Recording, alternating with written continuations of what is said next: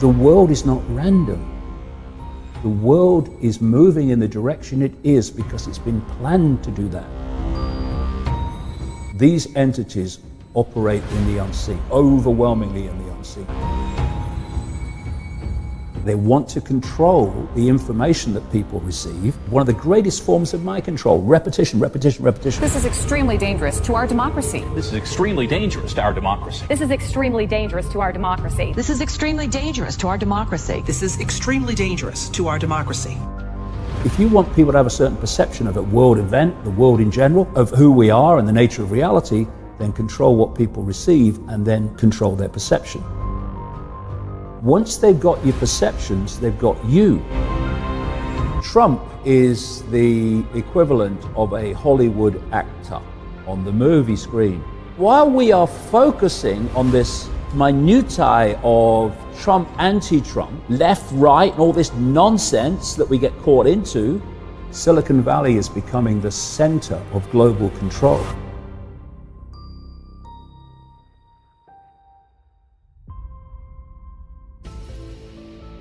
This global conspiracy that I've been exposing for 3 decades is basically the hijacking of human perception.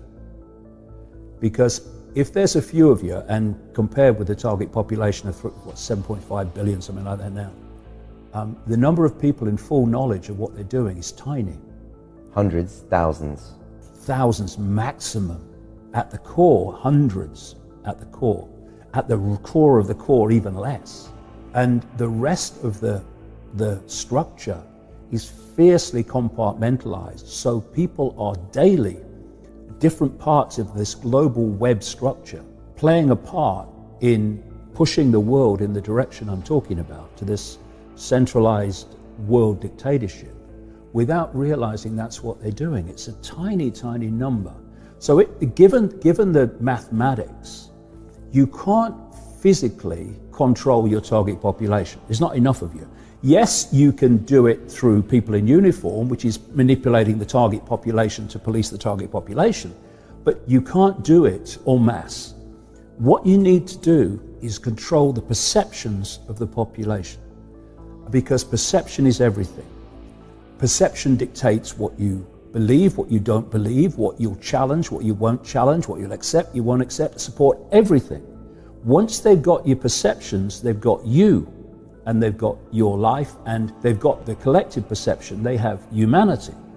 This is why they want to control the information that people receive and to marginalize alternative ways of looking at the world, because where do perceptions come from?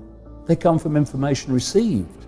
It might be a personal experience, information, or it might be the 10 o'clock news. But with most people, it's going to be the 10 o'clock news, but it's information. So if you want people to have a certain perception of a world event, the world in general, of who we are and the nature of reality, then control what people receive, and then you'll control their perception. So when I look at the world, I see vast numbers of people who are perceptually programmed.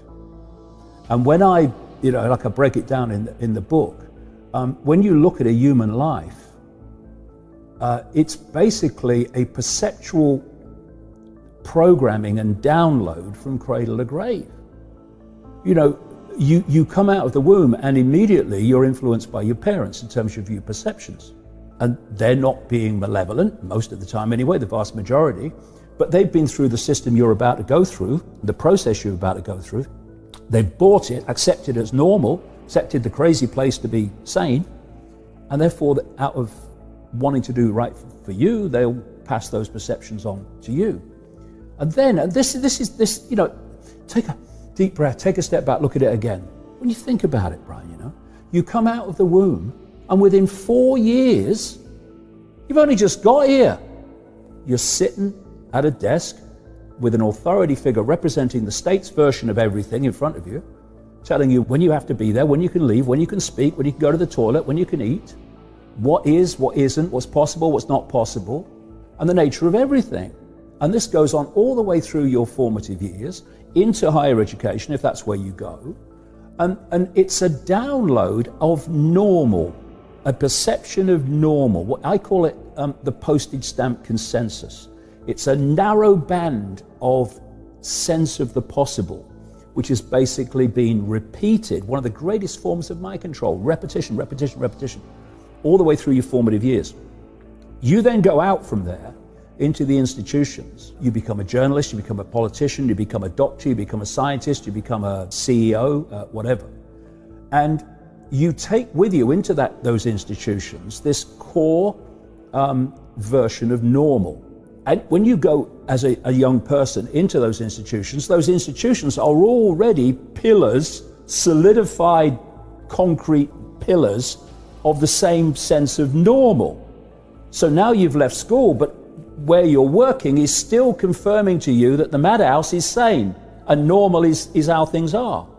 A journalist who's doing a story on a medical condition will not go to a complementary practitioner who may have had great success in treating the particular ailment they're writing about. They'll go to a doctor. The doctor will give him the song sheet, postage stamp consensus version of that problem. And so normal are kind of what we believe about medicine, Everything. Capitalism, government, all of these things are these normals that you've been programmed. Because it's basically, Brian, all people here. I call it the mainstream everything. The mainstream media, mainstream science, mainstream medicine, mainstream journalism, it's all unknowing, most of them, the vast majority, agents of the postage stamp consensus.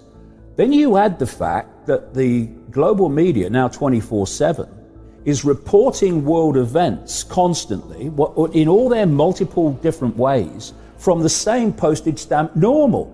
So, people like me who left the postage stamp a long time ago and it passed over the horizon a long time ago, we're crazy, not by breaking down what we're saying, but by reflex action, because that's not normal, that's not on the postage stamp.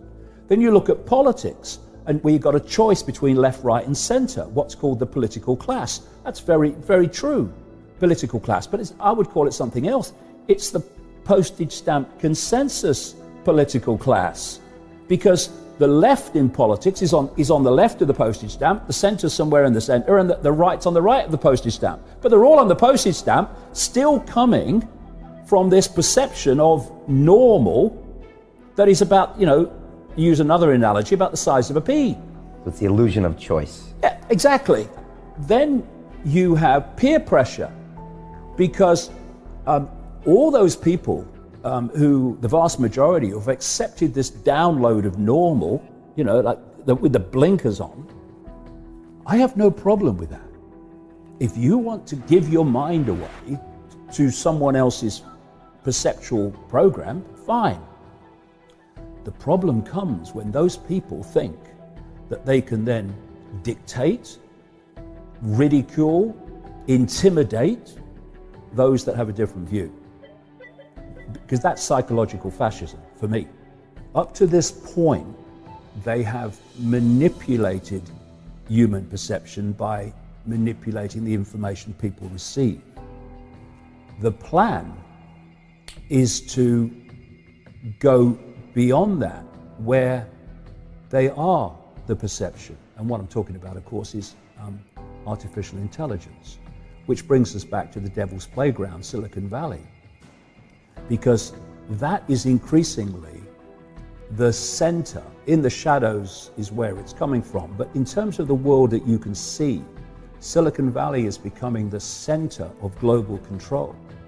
Not only is it driving, people will be shocked to see how deep Google, it's just a search engine, and Facebook, it's just a social media platform. To see how deep they are in the transhumanist agenda of connecting the human brain to artificial intelligence so that artificial intelligence becomes the human mind. And that's not me pulling this out of the ether. I'm quoting there a Google executive, Ray Kurzweil, one of the global PR men for Frankenstein. Is he a Google exec? I know he's at Singularity University. He's a Google exec at the Singularity University. Okay. And he has said that by 2030, and that's a date, a year that keeps coming up again and again, 2030, the human brain will be started to be connected to artificial intelligence. And I'm quoting Kurzweil here. And then artificial intelligence will do more and more of human thinking until there is no human thought and artificial intelligence is doing it all. Now, why are they openly saying this now? Because the sales pitch is it will make us superhuman. So isn't that great? Getting the population, especially the young, or will be the adults then, addicted to technology is all about the here, kitty, kitty, kitty, preparing people to accept this. So you've got that agenda at the end of this road of the human mind as we know it being replaced by artificial intelligence. But out of the same, as I was mentioning a few minutes ago, out of the same devil's playground, Silicon Valley, is coming the Google, Facebook, etc., algorithmic censorship more and more of the alternative media using various excuses. Because what they do is this, they'll give you an excuse, oh, we've got to stop jihadis. Okay, right. So, oh yeah, we'll stop jihadis. Okay. And then they widen it and widen it. It's not jihadis anymore, it's people like me. It's and other people that are questioning the official narrative, and they pull them in. So the alternative media is under tremendous pressure now and suppression because it's challenging the narrative, and that changes perception. Change perception, you change the world.